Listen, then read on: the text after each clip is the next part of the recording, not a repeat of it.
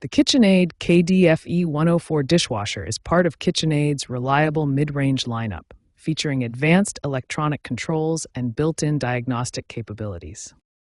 This model incorporates sophisticated electronic systems that monitor performance and can detect issues automatically. However, sometimes these electronic controls need to be reset to resolve common operational problems.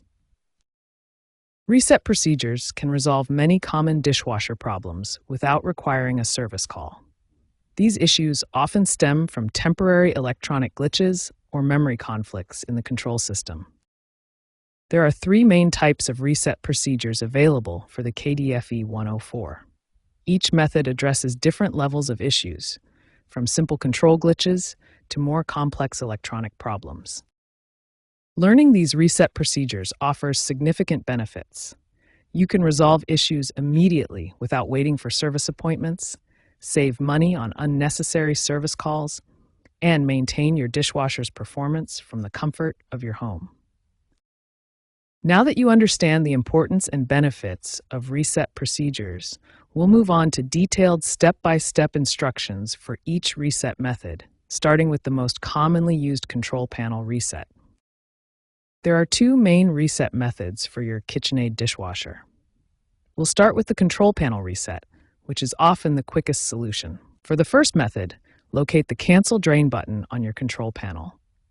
Press and hold this button for exactly 3 seconds, then release. If the first method doesn't work, try the second control panel reset method. This involves pressing 2 buttons simultaneously. Press and hold both the Cancel Drain button and the normal wash cycle button at the same time for 5 seconds. If the control panel reset methods don't resolve the issue, we need to perform a power reset. This involves completely cutting power to the dishwasher. First, turn off your dishwasher using the control panel. Then you have 2 options: unplug the unit from the wall outlet or turn off the circuit breaker. After disconnecting power, wait 5 to 10 minutes. This ensures complete power discharge and allows the dishwasher's electronic systems to fully reset. After the waiting period, restore power by plugging the unit back in or turning the circuit breaker back on. Wait for the control panel to initialize completely.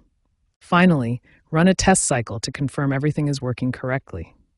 Select a short cycle like Quick Wash to verify that the reset was successful. These reset procedures resolve most common issues with your KitchenAid dishwasher. Try the control panel reset first, then the power reset if needed.